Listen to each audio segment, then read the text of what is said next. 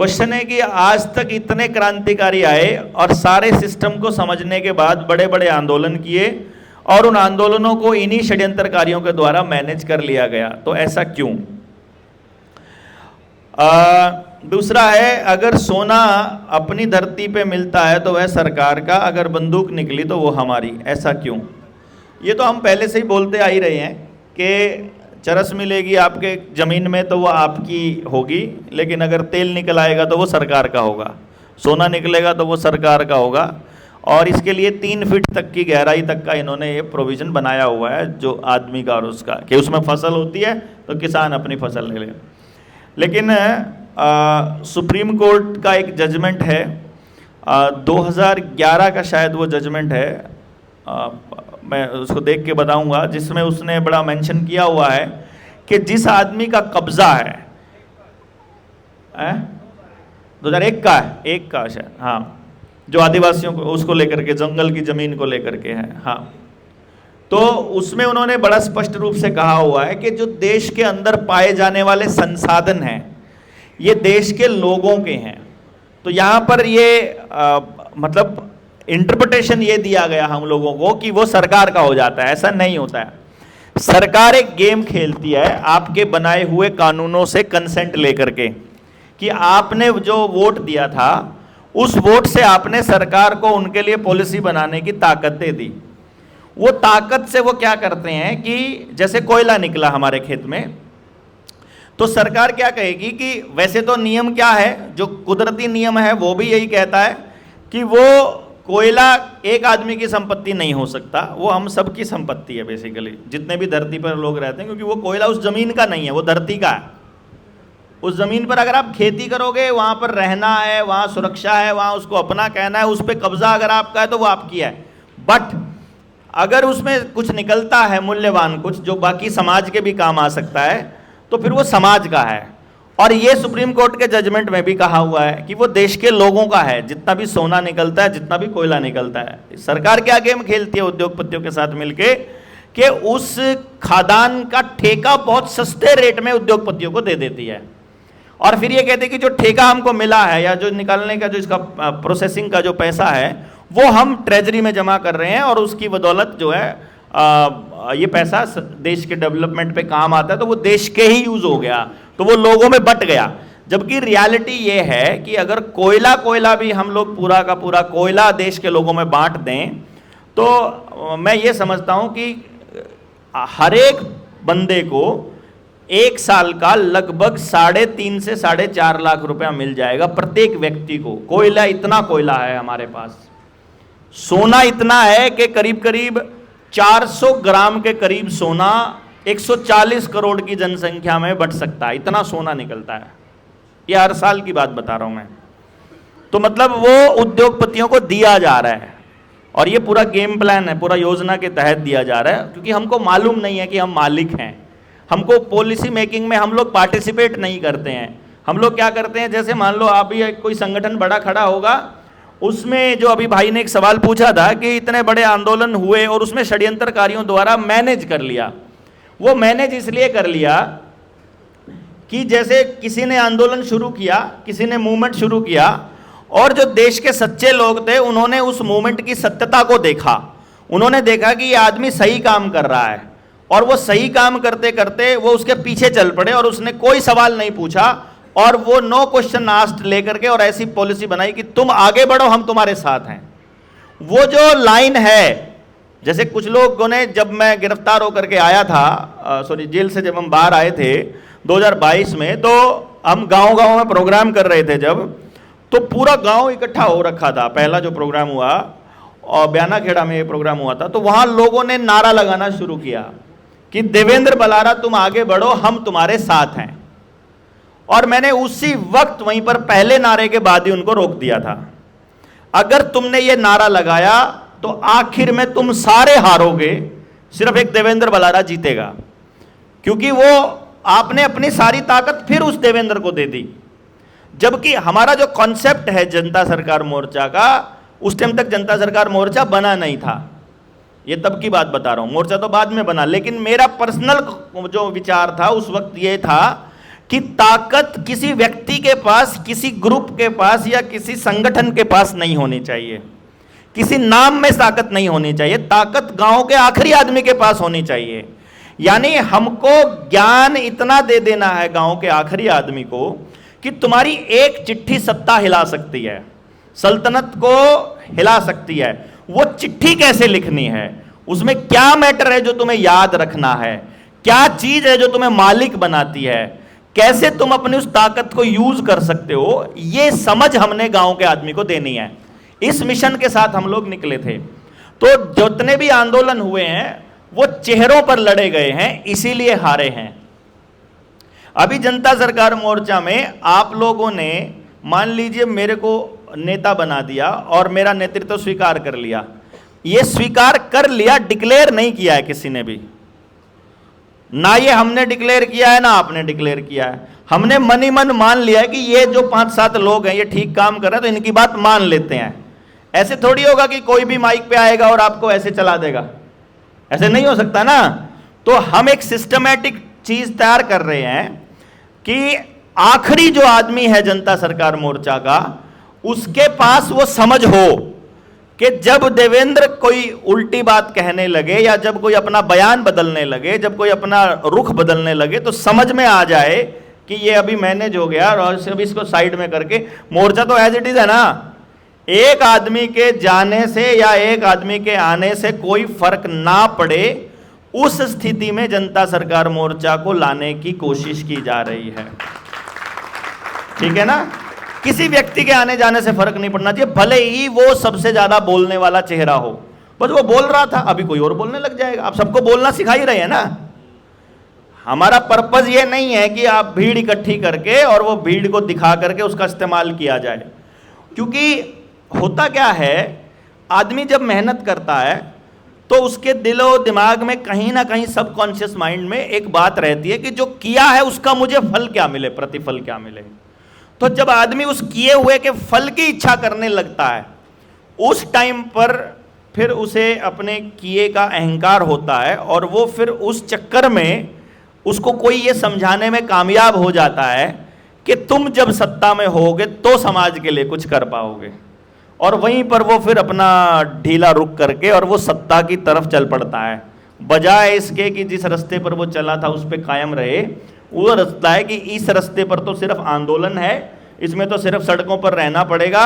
और असल में तो अभी सत्ता में तो मान लो आप एक चीज समझिए, मान लो आपने किसी भी तरह से अपने संगठन के किसी ऐसे व्यक्ति को सत्ता में पहुंचा भी दिया जहां पे वो निर्णय ले सकता है। एक व्यक्ति के पास जो वहां पहुंच जाएगा, क्या आपकी सबकी प्रॉब्लम, सिर्फ इतने लोग बैठे इनकी भी प्रॉब्लम सुनने का समय होएगा?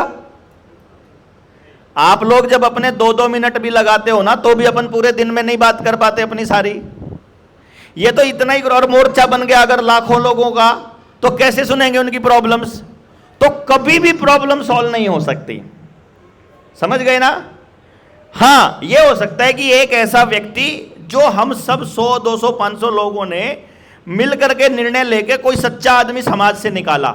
हम लोग ऐसे ही हैं, हम लोग सड़कों पे जाने के लिए तैयार हैं 24 घंटे, लेकिन वो आदमी निकाला और उसको फिर जो जनता सरकार मोर्चा का लोगो आपने देखा है, हम उससे पूछेंगे, बोल भाई किसान का बैल बनने को तैयार है? तो अगर कोई हमारा नौकर बनने को तैयार हो रिप्रेजेंटेटिव के रूप में, कि एमएलए बनना है लेकिन 9 से 5 की नौकरी करनी पड़ेगी पूरी, अगर नौकर है तो नौकर की तरह रहने का, तो हम तेरे को तैयार करते हैं, हम तुझे लेके जाते हैं। तुझे अपनी जेब से कोई पैसा नहीं लगाना, तुझे अपने घर से गाड़ी नहीं निकालनी, हम देंगे सारा कुछ तुझे, लेकिन फिर तुझे नौकरी करनी पड़ेगी। तुझे जिंदगी भर पेंशन दिल मिल रही है ना, उसके बाद तो 5 साल दिल लगा के काम कर दे, उसकी पूरी ट्रेनिंग करके पूरा तैयार करके उस आदमी को भेजा जा सकता है। और हम ऐसे ही रहें, मतलब जो फेसेस बने, तो उसमें फिर क्या होगा, फिर आपको कभी भी ये फील नहीं होगा कि यार मतलब देवेंद्र ने हमारा इस्तेमाल कर लिया, फिर मैं भी आपके साथ सड़कों पर बैठा हूं और आप भी मेरे साथ बैठे हैं, फिर आपको कभी निराशा भी नहीं होगी।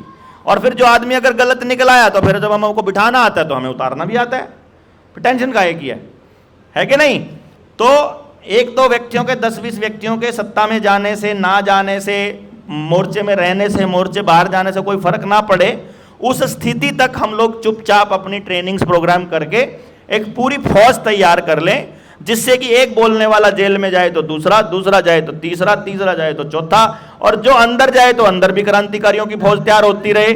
हम तो पुलिस वालों से बात करते हैं, वहां भी उनको तैयार कर देते हैं मोर्चे में आने के लिए। जो गोरखपुर स्टेशन की बात बता रहे थे, गोरखपुर एयरपोर्ट के ऊपर हमने तो वहां यूपी पुलिस की जो स्पेशल टास्क फोर्स थी उसको सारी को एक तरह से बंधक बना लिया था हमने। वो सारे आकर के इधर आओ जी, इधर आओ जी, इधर आओ जी, आओ, जो सारे उधर ही आके बैठ गए। वो सचिन जिस बात को बता रहा था, फिर वो सारे बोले यार हमारा तो बुरा हाल होने वाला है, आप भी हमारे को अपने मोर्चे में शामिल कर लो, आप हमारे को बताओ डिटॉक्स कैसे होएगा, और ये षड्यंत्र पूरा समझाओ हमारे को। मैं कहा कोई नहीं, किसी दिन मीटिंग बुलाओ तुम्हारी पुलिस वालों की, तुम हमारी टिकट कराओ फिर हम आएंगे। तो बोले यार हम टिकट पुलिस वाले, मगर पुलिस वाले ही कराएंगे और क्या करेंगे।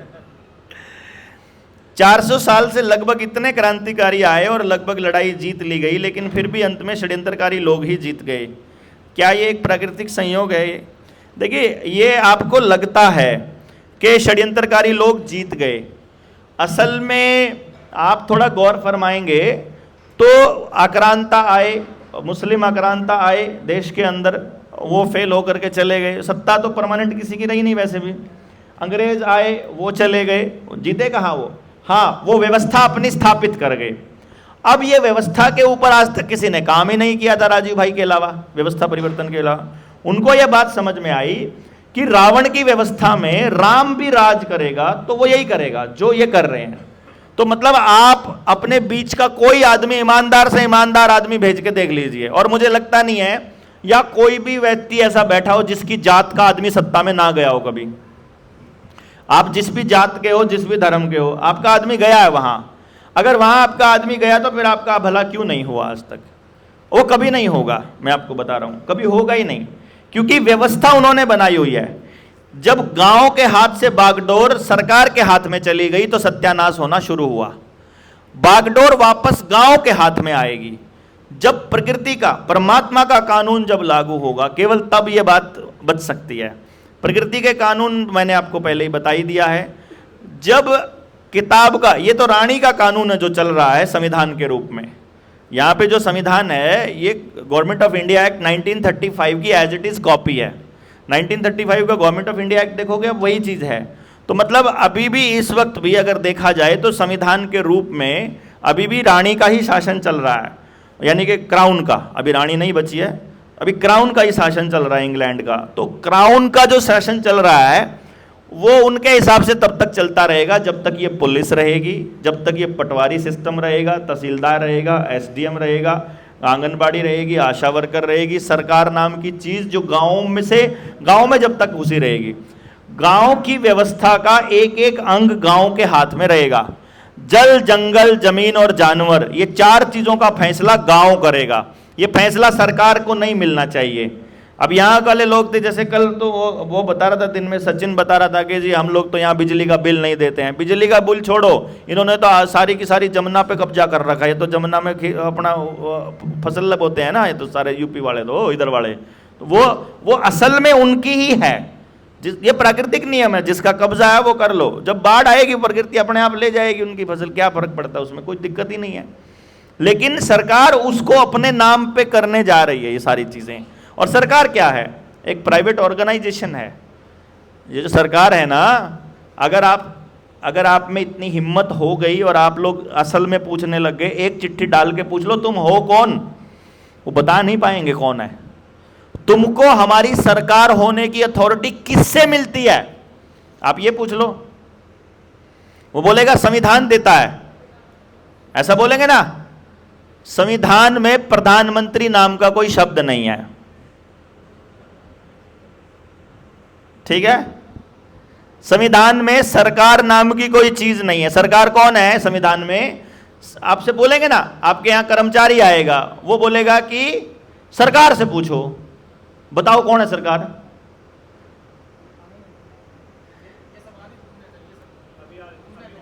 पूछना चाहिए ना।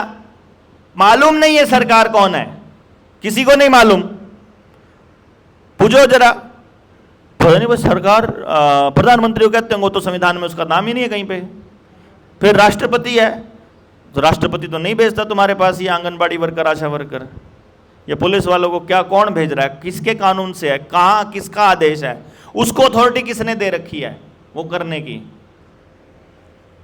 है भाई, आपने प्रतिनिधि चुना ना, अपनी ताकत दी। असल में बोल रहे हैं हम जनता ही सरकार है। हम ये बोलते हैं we the people of India, संविधान ने तो ये कहा। तो we the people of India यानी भारत के लोगों ने उनको सरकार कब माना? जब उन्होंने अपनी वोट उनको दी। वोट का मतलब क्या है कि मैं अपना मत इस आदमी को देता हूं, मतलब मैं अपनी तरफ से मेरे लिए निर्णय लेने का अधिकार इसको देता हूं कि ये जाए और वहां उस पंचायत में बैठकर मेरे लिए फैसला ले। तो मैंने जिसको वोट किया है वो सरकार है मेरी। आई बात समझ में? और उसके पास हम जाते हैं नौकर बन के, बाबूजी, विधायक जी, सांसद जी, एमपी साहब कहते हैं हम लोग, है वो नौकर हमारा, हमारी पावर लेके बैठा है। हमने दिया है, मतदान किया हमने उसको, तब जा करके वो बनाना। और हम उसके पास जाते हैं तो अर्जी लेके जाते हैं। ये बड़ा खतरनाक है ना? मालिक की तरह जाना नहीं सिखाया किसी ने आपको। तो जनता सरकार मोर्चा जो बड़ा बदलाव करने जा रहा है वो ये है कि अब जनता को असल में मालिक बनाने जा रहा है और नौकर को उसकी हैसियत बताने जा रहा है। और जो सवाल पूछा था कि ये षड्यंत्रकारी सफल हुए, उसका जवाब ये है कि ये षड्यंत्रकारी हर बार फेल हुए। भारत की जो जमीन है ना, इस पर वो कभी कामयाब नहीं हुए। यूरोप में वो लोग, इधर अमेरिका में वो लोग अपना सब सारा का सारा प्रोपेगेंडा चला गए। पूरा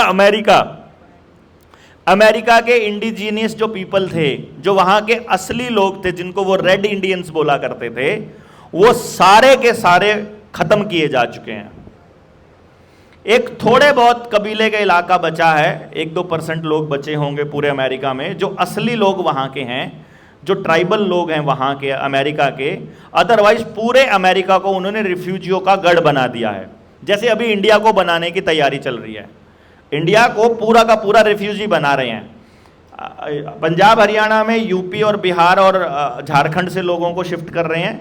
यूपी बिहार झारखंड में वो दिल्ली से वहाँ कोई प्लांट लगाएगा, स्टील प्लांट लगाएगा, कोई कोयले का है, माइनिंग है, कोई वहाँ बॉक्साइट के और निकलते हैं, तो वो इधर से नौकरी दे के वहाँ भेजते हैं और वहाँ वालों को इधर नौकरी दे रहे हैं। मतलब हर व्यक्ति को उसका स्टेट छोड़ने के लिए, उसका ग्रह छोड़ने के लिए, उसकी जमीन छोड़ने के लिए, उसके रूट, उसकी जड़ों को छोड़ने के लिए मजबूर किया जा रहा है।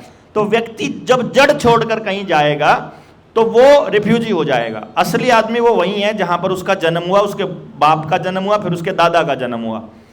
जहां उसके दादा के डॉक्यूमेंट हैं वहीं उसके पिता के डॉक्यूमेंट हैं और वहीं उसके हैं, तो वो मालिक है इस धरती का। वो उस कैटेगरी में आते हैं जिनको इंडिजीनियस पीपल बोलते हैं, जिनको हम लोग मूल निवासी बोलते हैं, जिनको हम यहाँ के मालिक बोलते हैं। और अगर हम अपनी जगह बदल देते हैं तो अपनी जगह बदलने के बाद हम उसी जगह पर हम रिफ्यूजी बन जाते हैं और रिफ्यूजियों का कोई अधिकार नहीं होता। तो वोट केवल रिफ्यूजी करते हैं। जो बाहर से आया आदमी है वो अपने लोगों में से कोई आदमी चुनता है।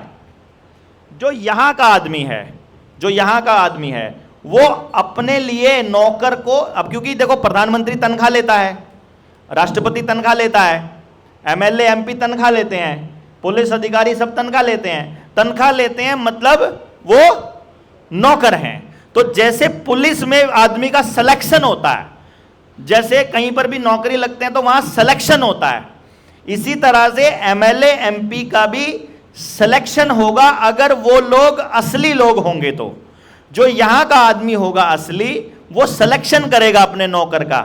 लेकिन जो बाहर से आए हुए लोग हैं वो अपने आप को रिप्रेजेंट करने के लिए इलेक्शन करेंगे। आई बात समझ में? यानी कि जो इलेक्शन में भाग ले रहा है वो ये डिक्लेयर कर रहा है कि मैं बाहर से आया आदमी हूं।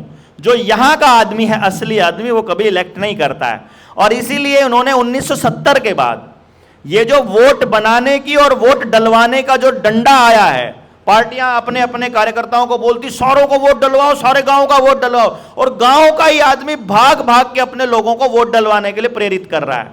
गांव का ही आदमी अपने गांव के लोगों को पेस्टिसाइड बेच रहा है, गांव का ही आदमी अपने गांव के लोगों को इमिग्रेशन के जरिए विदेश भेज रहा है, वही आदमी आपको ड्रग्स दे रहा है, नशा भी बेच रहा है, वही आपको दारू बेच रहा है, वही आपके लिए, यानी आपकी ऐसी तैसी आपके ही गांव के आदमी के जरिए करवाई जा रही है। यानी आपके गांव में जितनी बुराइयां होंगी, आपके समाज में जितनी बुराइयां होंगी, आपके समाज का ही आदमी उसका हिस्सेदार है। तो क्योंकि उसे लाभ मिल रहा है, और जब आप उसे कहेंगे कि यह चीज समाज के नुकसान में है, तो वो एक आर्ग्यूमेंट देता है, मैं नहीं करूंगा तो कोई और करेगा, कम से कम मैंने तो कमा लेने दे,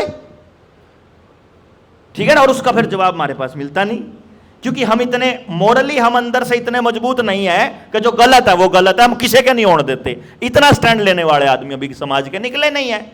मतलब अगर भाई आपने तंबाकू के ऊपर लिख दिया, तंबाकू की पुड़िया के ऊपर, कि तंबाकू से कैंसर होता है, तो अगर कैंसर होता है तो ये बंद होनी चाहिए।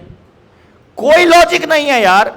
मतलब कैंसर होता है तो सरकार को रेवेन्यू मिलता है, इस नाम पर हम कैंसर होने देते हैं। यह बड़ा दोगला चरित्र है हमारा सरकार का भी।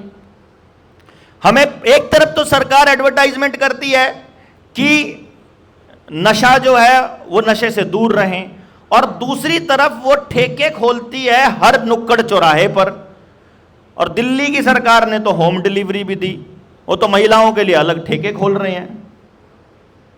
मतलब दोगला चरित्र ये भी। जो भी सरकार ने एडवर्टाइजमेंट किया, आपने देखा उसको बढ़ावा भी सरकार ने दिया था। तो वो जो क्वेश्चन फिर से वहीं रह गया कि षड्यंत्रकारी सफल नहीं, वो नहीं हुए। फिर कोई ना कोई निकल आते हैं लोग बाग अपना सब कुछ न्यौछावर करने के लिए। जैसे अगर आपको ध्यान हो तो जब 70 वाले दशक में, उन दिनों में 70-80 वाले दशक में इंदिरा गांधी ने नसबंदी करी थी जबरदस्ती पकड़ के। वो पॉपुलेशन ग्रोथ को रोकने का वो भी एक एजेंडा था। अब की बार इन्होंने नसबंदी इंजेक्शन के जरिए करी है। अब की बार जो नौजवान बच्चे हैं, मैं अपने करनाल की बता रहा हूँ, करनाल में पिछले साल 1,38,000 बच्चा, यानी 1.5 लाख के करीब हो गया ये आंकड़ा, IVF से पैदा हुआ है। एक अकेले करनाल जिले की बात बता रहा हूँ मैं। यानी करनाल का सारा युवा नपुंसक और बांझ हो चुका है। और ये हर शहर में यही है। अभी आपको अखबारों में IVF सेंटर यही मिलेंगे, बस आपको एडवर्टाइजमेंट यही मिल रहे हैं ना आपको। इसका मतलब सरकार को मालूम था कि कुछ ऐसा इनकी बॉडी में गया है कि जो अभी ट्रिगर होने वाला है, यानी उनको अभी पता लगने वाला है। और वो जैसे जैसे पता लग रहा है वैसे वैसे रोज नए IVF के टेस्ट ट्यूब बेबी सेंटर खुल रहे हैं, है ना। तो ये पूरा का पूरा प्लान वहां से चलता है। तो जब भी ऐसा कुछ होता है, फिर जैसे JP आंदोलन खड़ा हुआ, फिर यही काम उस टाइम पे कांग्रेस कर रही थी जब 2011 के आसपास, तो फिर वो अरविंद का आंदोलन खड़ा हुआ, वहाँ से अरविंद अपना आंदोलन लेकर के उधर चला गया, राजनीतिक पार्टी बना ली। अब अरविंद को ही उन लोगों ने अगला नया मोहरा बनाने की कोशिश करी है। अभी हो सकता है, क्योंकि आपने देखा होगा कि पॉलिटिक्स के अंदर जब दिख रहा है तो राहुल गांधी को साइड में करके और अरविंद केजरीवाल और नरेंद्र मोदी को आमने सामने दिखाया जाता है, ताकि मैक्सिमम जो वोटिंग है वो आम आदमी पार्टी की तरफ जाए, जिसकी वजह से जो विरोधी पक्ष है वो बट जाए और फिर से वही सत्ता में आ जाए। गुजरात में अब की बार यही हुआ था। वहाँ स्ट्रॉन्ग जो कंपटीशन था वो आम आदमी पार्टी और बीजेपी के बीच दिखाया गया, जिसकी वजह से कांग्रेस और आम आदमी पार्टी में वोट बटी और बीजेपी बीच में से निकल गई। मतलब ये सारा का सारा गेम प्लान रहता है।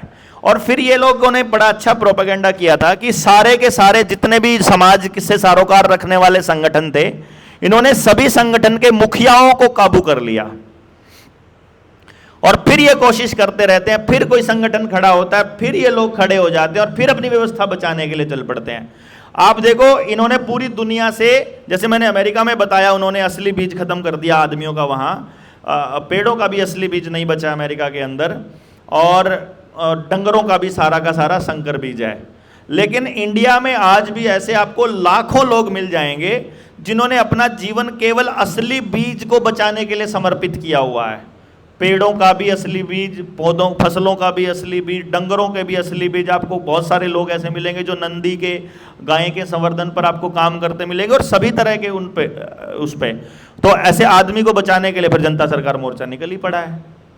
हम लोग तो ऐसे बच्चों को ही बचाने निकले हैं तो हमने हमारा तो टारगेट भी नस्ल बचाओ रैली हमने तो की थी पहले, और अगली नस्ल बचाओ रैली यही उत्तर प्रदेश में ही नस्ल बचाओ रैली 2.0 होने वाली है जून के महीने में। कितनी तारीख को था वो? है 23 जून को है,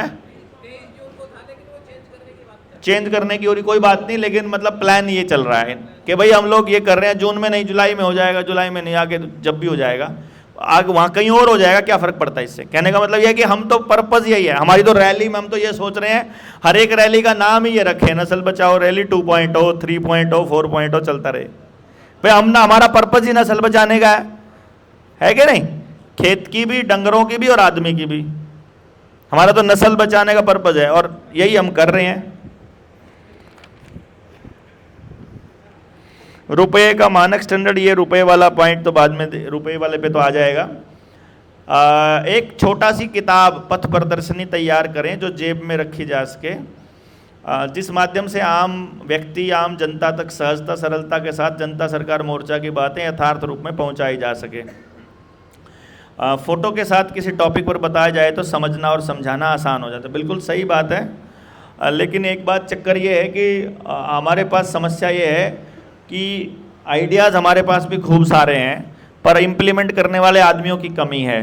तो जिस भी भाई ने ये आइडिया दिया है वो जिम्मेदारी ले ले और इसके लिए हमसे जो सहायता चाहिए वो बताए और इसके ऊपर तैयार करके हमको दे दे, हम आगे डिस्ट्रीब्यूशन चालू कर देंगे। देखो भैया, एक ही काम कर सकते हैं ना हम, तो जो स्पेशलाइजेशन है हमने तो आपको बताया, आप अपनी स्पेशलाइजेशन बताइए। और हमारा तो एक ही रूल है जनता सरकार मोर्चा का, ये नियम है कि जिसका आइडिया होगा उसकी डिलीवरी वही देगा।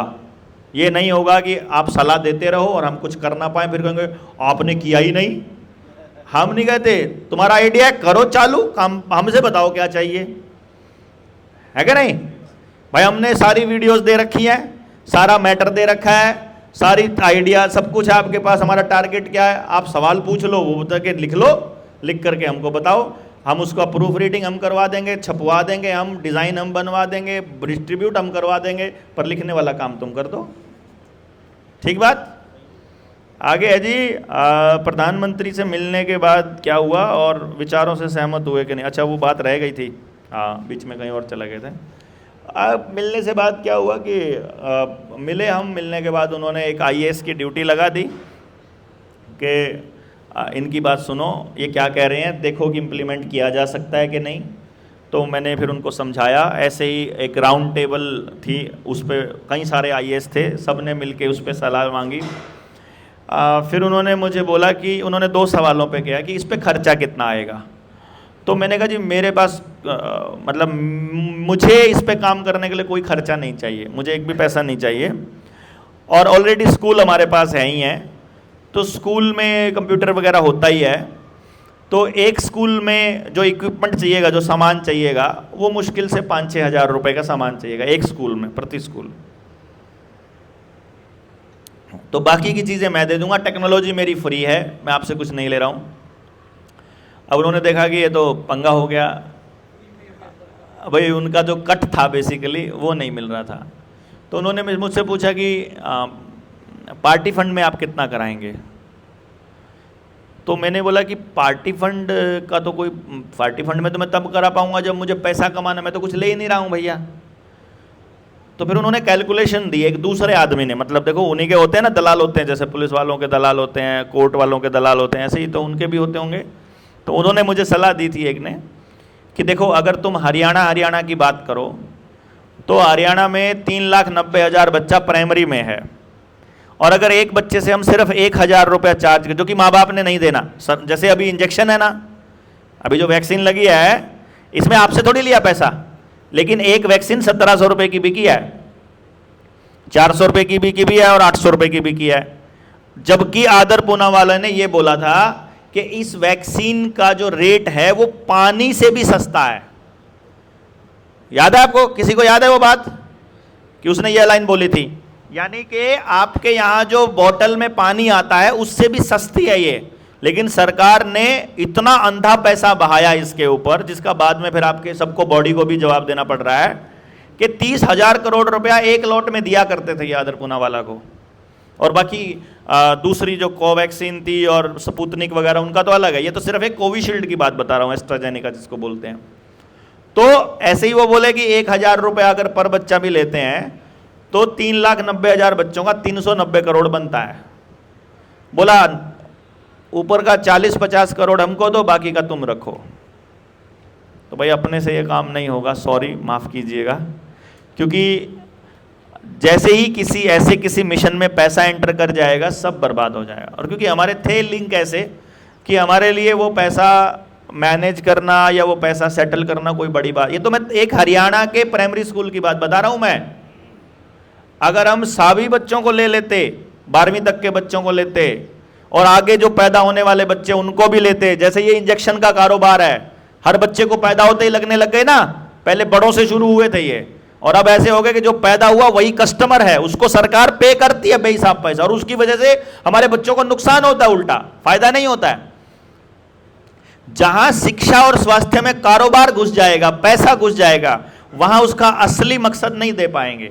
और ये बात हमको मालूम है कि शिक्षा में पैसे का मतलब बर्बादी है। जहां भी किसी को पैसा देना पड़ रहा है शिक्षा के किसी भी चीज के लिए तो सत्यानाश है। और ये मुझे भी पता था। फिर आप जस्टिफिकेशन नहीं कर पाए, फिर तो अमीरों के बच्चे पढ़ेंगे यार खाली।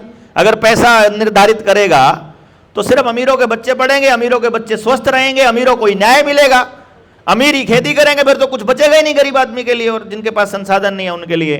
तो इसीलिए हमने तो फिर ये सोचा कि यार, मैंने तो कैलकुलेशन करी थी बैठ करके कि हरियाणा से कम 1000 करोड़ का टर्नओवर है और 22 और 28 राज्य हैं और यूपी जैसा तो अकेला एक ही 5-6 हरियाणाओं के बराबर है।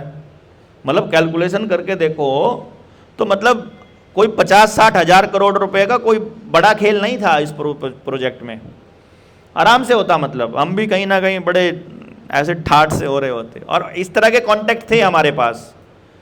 पर हमने ये एक बात सोची कि पैसा तो दे देंगे अपने बच्चे को। अभी आपने देखा ना, हमने बताया, क्योंकि मैंने सोशियोलॉजी भी पढ़ी है। मैंने जब एचसीएस क्वालिफाई किया तो एचसीएस का जो पेपर था मेरा वो सोशियोलॉजी में था। तो जब आप सोसाइटी की ग्रोथ को जब आप पढ़ते हो, जब आप सोसाइटी को समझते हो, तो सोसाइटी का ये रूल है कि जिस जनरेशन में, जिस पीढ़ी में आराम आ जाएगा, जिस पीढ़ी को उसके माँ बाप सब कुछ घर बैठे बैठे दे देंगे, वो पीढ़ी निकम्मी हो जाएगी। तो अगर मैं इतना पैसा हो जाता तो हमारी अगली पीढ़ी को कुछ ना करना पड़ता। और मेरे दादाजी कहा करते थे, मेरे पिताजी से बात कर रहे थे तो वो मेरे पिताजी को बताते थे। मैं उनको बड़ा मानता हूं क्योंकि उनकी बहुत सारी जो शिक्षाएं हैं वो मैंने मतलब अपने जीवन में धारण की और मुझे उसका बड़ा लाभ हुआ आत्मिक शांति और संतुष्टि के मामले में। वो ये था कि औलाद को कभी भी खाली नहीं बैठने देना और औलाद को हमेशा काम करवाते रहना और औलाद को अपने काम में जरूर शामिल करना। अब जो भी काम कर रहे हो, माँ अगर रोटी बना रही है, माँ खेत में काम कर रही है, माँ डंगरों का काम कर रही है, तो उसे अपनी बेटी को, अपने बेटे को साथ रखना चाहिए। और अगर पिता कहीं बाहर जा रहा है, किन लोगों से मिलता है, कैसे काम करता है, उसे अपने साथ लेके जाना चाहिए। और यदि वो अपने बच्चे को अपने साथ नहीं लेके जा ना सकता, किसी ऐसी जगह जा रहा है, तो वहां जाना बंद कर देना चाहिए। उससे समाज अपने आप सुधर जाएगा। वो इस तरह की बात बताया करते थे। तो हम लोगों ने अपने बच्चों को अपने साथ इन्वॉल्व करना बंद कर दिया और उसका बड़ा खामियाजा भुगतना पड़ा। तो वो जो पैसा था, वो पैसा अपने किसी काम का होना नहीं था, क्योंकि हमें इतनी समझ थी कि पैसे से जीवन नहीं चलता है। पैसा केवल ज़रूरतों को पूरा करता है और ज़रूरतें एक आदमी की बहुत ज़्यादा नहीं होती हैं। मतलब मैंने वो देखा है कि जब मैं किसी 11,000 करोड़ के मालिक के पास बैठकर जब मैं खाना खा रहा हूँ, ऐसे बहुत सारे क्लाइंट हैं हमारे, मतलब जो मेरे से मिलना होता है तो प्राइवेट जेट भेजते हैं। मैं आपको बता रहा हूँ एक्चुअली, असल में ऐसे फ्रेंड्स हैं जो, जैसे नाम नहीं लेता, चलो फिर वो कह देगा यार काम खाई, एयरटेल वाला भी कई हैं और भी बहुत सारे हैं। मतलब भारत के बहुत बड़े हीरा व्यापारी हो गए, फिर टेलीकम्युनिकेशन कंपनी के मालिक हो गए, बड़े बड़े पॉलिटिशियंस भी हैं, क्योंकि हमारा काम ऐसा है, हर किसी को अपने बच्चे के लिए आना पड़ता है। ये राजकुमार संतोषी इधर से, बॉलीवुड से भी, मुंबई से भी हमारे बहुत क्लाइंट हैं, उससे जो फिल्म इंडस्ट्री है उसमें से, वो सब अपने बच्चों को लेके आते हैं इधर। तो अब उन लोगों को मतलब वो लोगों का ये रहता है कि किसी तरह से ये हमारे काम आ जाए। वो हमको ये कहते हैं कि हमारा ट्रस्ट है, इसमें 1000 करोड़ का पैसा है, आप इसका इस्तेमाल समाज के लिए कर लो। मुझे पता है तुम बिजनेसमैन आदमी, तुम समाज के लिए नहीं करोगे। समाज ही जब अपने पैसे से, जब समाज अपने आप से खुद समाज खड़ा होगा तभी समाज उसके अंदर कुछ कर सकता है, वरना सब कुछ करा कराया मिल जाएगा फिर से वही काम हो जाएगा। जैसे ही करा कराया मिलता है ना किसी को, वैल्यू खत्म हो जाती है, उससे करवाना पड़ेगा। तो हमने ये आइडिया बंद कर दिया कि जो रुपये से खेल खेलना, बल्कि हम ये सोचते हैं कि जो स्टेक होल्डर है, जो आदमी, जो इंसान उसमें इंपॉर्टेंट है, वो पार्टिसिपेट करे, वो आगे बढ़े। और समाज का काम है शिक्षा, ना सरकार का काम है, ना कंपनियों का काम है, ना उद्योगपतियों का काम है, केवल और केवल समाज का काम है। और समाज जब शिक्षा से दूर हुआ, जिसके लिए इन्होंने सरकारी स्कूल को बदनाम करना शुरू किया कि सरकारी स्कूल में तो केवल गरीबों के बच्चे जाते हैं, सिर्फ खाना खाने वाले जाते हैं, तो जो गांव के थोड़ा ठीक तबके थे, जो थोड़ा पैसे वाले लोग थे, उन्होंने अपने बच्चों को सरकारी स्कूलों से हटा लिया। यानी स्कूल में जो स्कूल की ज़मीन गांव के लोगों ने दान दे रखी है, वहाँ कमरे गांव के लोगों ने बनवा रखे हैं, वहाँ पे मास्टर सिर्फ तनख्वाह से आता है, वो भी टैक्स का पैसा देश का लोग ही देता है। मतलब अपने ही गांव के स्कूल में अपने ही बच्चों को पढ़ाना बंद करके बसों में बिठा करके किसी व्यापारी के घर भेजना स्टार्ट कर दिया। उसी दिन से शिक्षा का सत्यानाश हो गया। आपके बच्चे जो घरों के अंदर सबसे जिद्दी हैं, जो बोलते नहीं, बात नहीं करते, समाज का कोई काम नहीं करते, डंगर ढोर का हाथ नहीं लगाते, खेत का काम नहीं करते और पूरा गेम खेलते रहते और मोबाइल पे लगे रहते हैं, वो सारी जनरेशन वो है जो प्राइवेट स्कूल में पढ़ी है। सरकारी स्कूल में पढ़ा हुआ एक भी आदमी अपने काम को छोड़कर नहीं जाता है, आप देख लो, नहीं जाता है। तो यानी जब तक समाज उस शिक्षा के क्षेत्र में भागीदार था, तब तक शिक्षा समाज के लिए काम आई। और जैसे ही समाज निकल गया और व्यापारी घुस गया और सरकार घुस गई, तब से शिक्षा का सत्यानाश हुआ। तो हम फिर से व्यवस्था परिवर्तन करेंगे, आएंगे। और मुझे पूरा यकीन है, मतलब मैं आपको पहले दिन से कहता आ रहा हूं कि अब की बार हमारे साथ वो नहीं होगा जो सरदार भगत सिंह, सुखदेव, राजगुरु, सुभाष चंद्र बोस के साथ हुआ कि उनको अगली पीढ़ी के लिए इंतजार करना पड़े। अब की बार व्यवस्था परिवर्तन हम अपनी आंखों से देखकर मरेंगे, उससे पहले नहीं मरने वाले।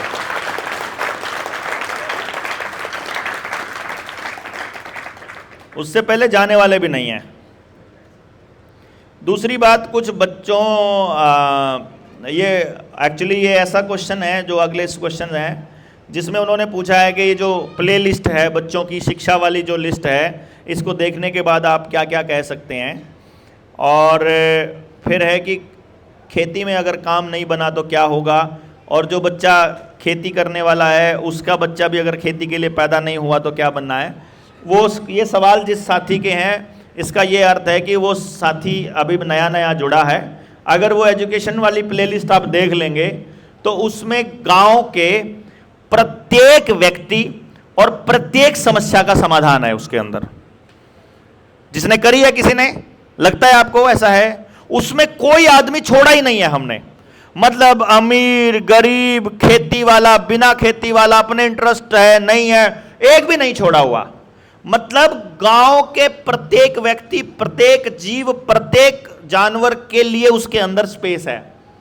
तो इसलिए यदि हम लोगों को वाकई में व्यवस्था परिवर्तन की इस दिशा में आगे बढ़ना है, तो हम लोगों को ऐसा अरेंजमेंट करना पड़ेगा कि हमें समझ डेवलप हमारी हो, वो समझ मेरी दी हुई ना हो। इसीलिए मैंने आपको उसके भरोसे छोड़ा है कि एक बार वो कर लो, आप वो करके उसके बाद आओ, उसको कंप्लीट करके आओ, और फिर देखो एक एक सवाल का जवाब मिलेगा। एक भी सवाल अनआंसर्ड नहीं है, और हमने पूरा का पूरा प्रैक्टिकल किया है। आपको होता हुआ नजर आएगा कि यस, ये पॉसिबल है, ऐसा हो सकता है, और हम अपने गांव में व्यवस्था बना सकते हैं कि गांव का एक भी बच्चा नशेड़ी ना हो, एक भी बच्चा बेरोजगार ना हो, किसी को मजबूरी में गांव छोड़कर शहर ना जाना पड़े। घूमने के लिए जाना 100 बार जाओ, लेकिन काम करने की मजबूरी या किसी और चीज की मजबूरी में ना जाना पड़े, किसी को मजबूरी में प्राइवेट स्कूल में ना पढ़ाना पड़े, किसी को मजबूरी में प्राइवेट अस्पताल में इलाज ना कराना पड़े। जिसके पास ज्यादा हो रखे हैं जैसे मर्जी कराओ, लेकिन मजबूरी खत्म होनी चाहिए। हम इस दिशा में काम कर रहे हैं। तो आप सब लोग इस पे भी लगेंगे मुझे लगता है, और कल को तो बड़ा बम फूटने वाला है। इससे पहले कि हम इन सवाल जवाब का सिलसिला बंद करें, एक बार जोरदार नारे हो जाए, भारत की हुंकार है, भारत की हुंकार है, जोर जुल्म की टक्कर में